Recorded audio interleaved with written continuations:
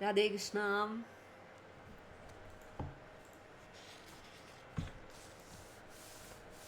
தொடங்குறோம். தியான ஸ்லோகம் தொடங்குறோம். அகஜானன பத்மார்க்கம் கஜானனமஹர்நிஷம் அநேகதந்தம் பக்தானாம் ஏகதந்தம் உபாஸ்மஹே. மக்னம் மகாமோகமயே மகாப்தௌ மந்தம் மகாத்மன்மமதாகுலேன कृपापयोधे मनसोद्धरामुं कृत्वोडुपं ज्ञानमयं प्रपन्नं पीताम्बरं करविराजितशङ्खचक्रकौमोदकी सरसिजं करुणासमुद्रं राधासहायमतिसुन्दरमन्दहासं वातालयेशमनिशं हृदि भावयामि. भूखण्डे केरलाख्ये सरिदमिह नीलामुत्तरेणैव नावाक्षेत्राल्गव्यूतिमात्रे पुनरुपरि नवग्रामनाम्नि स्वधाम्नि धर्मिष्ठाल् भट्टतन्द्राद्यखिल मतपडोर्मातृदत्तद्विजेन्द्राद् जातो नारायणाख्यो निरवहदतुलां देवनारायणाज्ञाम्. मोक्षाब्धिसारमय भागवदाख्यमध्नो नारायणीयनवनीतमहो गृहीत्वा मायामयौघपरितप्य जनाय योगात् नारायणावनिसुराय नमोऽस्तु तस्मै.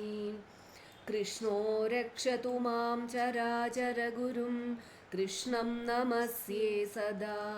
कृष्णेनैव सुरक्षितोऽहमसकृल् कृष्णाय दत्तं मना. कृष्णादेव समुद्भवो मम विभो कृष्णस्य दासोऽस्म्यहं. कृष्णे भक्तिरचञ्चलास्तु भगवन् हे कृष्ण तुभ्यं नमः.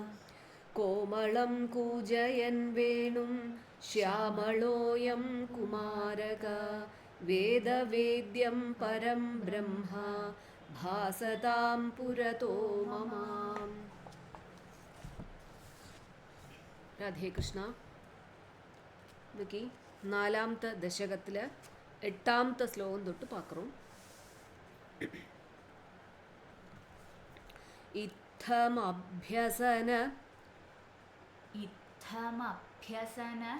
നിർഭര ഉല്ലസൻ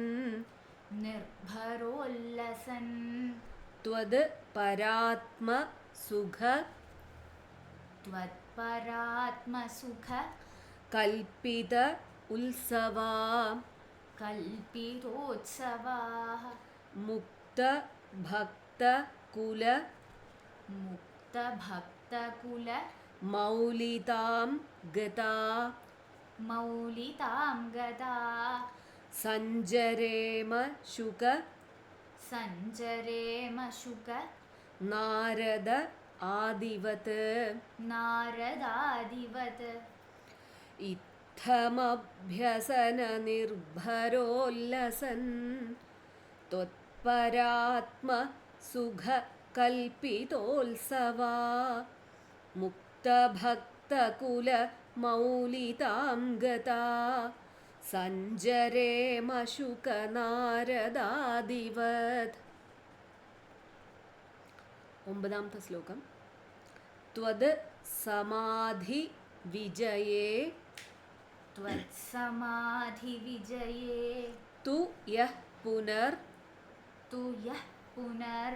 മങ്ഷു മോക്ഷ രസിക ക്രമേണ വാ യോഗവശ്യം അനിലം ഷഡ് ആശ്രയൈർ ഉന്നയത്യജ സുഷുമ്നയാ ശനൈ. त्वत्स समाधिविजये तु यः पुनर्मङ्क्षुमोक्षरसिकः क्रमेण वा योगवश्यमनिलं षडाश्रयैरुन्नयत्यजसुषुम्नयाशनैः. ശ്ലോകം 10. ലിംഗദേഹം അപി ലിംഗദേഹമപി സന്ധ്യജൻ അധോ സന്ധ്യജന്നധോ ലീയതേ ത്വയി പരേ ലീയത്തെ ത്വയി പരേ നിരാഗ്രഹ നിരാഗ്രഹ ഊർധ്വലോകകുതുകീതു ഊർധ്വലോകകുതുകീതു മൂർധത മൂർധത സാർദ്ധം ഏവ സാർദ്ധമേവ കരണൈർനിരീയതേ കരണൈർനിരീയതേ ലിംഗദേഹമപി സന്ധ്യജന്നധോ ലീയതേ ത്വയി പരേ നിരാഗ്രഹ ഊർധ്വലോകകുതുകീതു മൂർധത സാർദ്ധമേവ കരണൈർനിരീയതേ. ശ്ലോകം 11.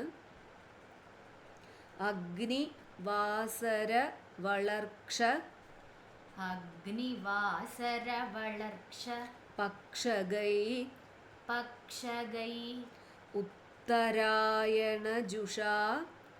ഉത്തരായണജുഷാ ച ദൈവതൈ ച ദൈവതൈ പ്രാപിതോ രവിപദം പ്രാപിതോ രവിപദം ഭവത് പരോ ഭവത്പരോ മോദവാൻ ധ്രുവപദാന്തം ഈയതേ. മോദവാൻ ധ്രുവപദാന്തമീയത്തെ അഗ്നിവാസരവലക്ഷപക്ഷഗൈർ ഉത്തരായണജുഷാ ച ദൈവതൈ പ്രാപിതോ രവിപദം ഭവൽപരോ മോദവാൻ ധ്രുവപദാന്തമീയതേ. ശ്ലോകം 12. ആസ്ഥിത അധ ആസ്ഥിതോധ മഹരാലയേ യദാ മഹരാലയേ യദാ ശേഷവക്ത്രദഹന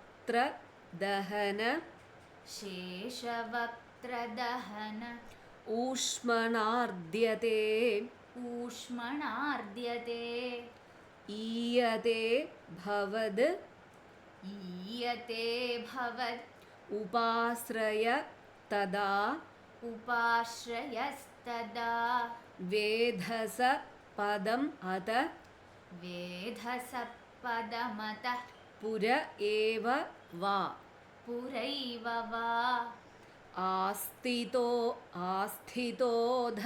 ആസ്ഥിതോധമഹരാലയേ യദാ ശേഷവക്ത്രദഹനോഷ്മണാർദ്യത്തെ ഈയതേ ഭവദുപാശ്രയസ്തദാ വേധസ പദമതഃ പുരൈവ വാ. ശ്ലോകം 13. തത്ര വാ തവ തത്ര വാ തവ പദേധവാ വസൻ പദേധവാ വസൻ പ്രാകൃത പ്രളയ പ്രാകൃത പ്രളയ ഏതി മുക്തതാം ഏതി മുക്തതാം സ്വേച്ഛയാ ഖലു സ്വേച്ഛയാ ഖലു പുരാ വിമുച്യത്തെ പുരാ വിമുച്യത്തെ സംവിഭിദ്യ സംവിഭിദ്യ ജഗത് അണ്ഡം ഓജസ ജഗദണ്ഡമോജസാ തത്ര വാ തവ പദേധവാ വസൻ प्राकृतः प्रलययेति मुक्ततां स्वेच्छया खलु पुरा विमुच्यते संविभिद्य जगदण्डमोजसा. ശ്ലോകം 14. തസ്യ ച ക്ഷിതിപയോ മഹോ അനില. तस्य च क्षितिपयो महोनिल. ദ്യോ മഹദ് പ്രകൃതി द्यो महत् प्रकृति. സപ്തക ആവൃതി. सप्तकावृति. തദ് ആത്മകതയാ तत्तदात्मकतया വിശൻ സുഖീ विशन् सुखी. യാതി തേ പദം याति ते पदम् അനാവൃതം വിഭോ. अनावृतं विभो. തസ്യ ച ക്ഷിതിപയോ മഹോനില ദ്യോ മഹൽ പ്രകൃതി സപ്തകാവൃതി തത്തദാത്മകതയാ വിശൻ സുഖീ യാതി തേ പദമനാവൃതം വിഭോ. ശ്ലോകം 15. അർച്ചിർ ആദി ഗതിം ഈദൃശീം വ്രജൻ. अर्चिरादिगतिमीदृशीं व्रजन् വിച്യുതിം ന ഭജത്തെ विच्युतिं न भजते ജഗത്പതേ जगत्पते. സച്ചിദാത്മക सच्चिदात्मक ഭവദ് ഗുണ ഉദയാൻ भवद्गुणोदयान्. ഉച്ചരന്തം അനിലേശ പാഹി മാം.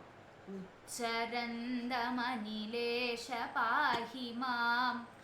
അർച്ചിരാദിഗതിമീദൃശീം വ്രജൻ വിച്യുതിം ന ഭജത്തെ ജഗത്പതേ സച്ചിദാത്മക ഭവത് ഗുണോദയാൻ ഉച്ചരന്തമനിലേശ പാഹി മാം. രാധേ കൃഷ്ണ. മീനിങ്സ് പാക്കറോം.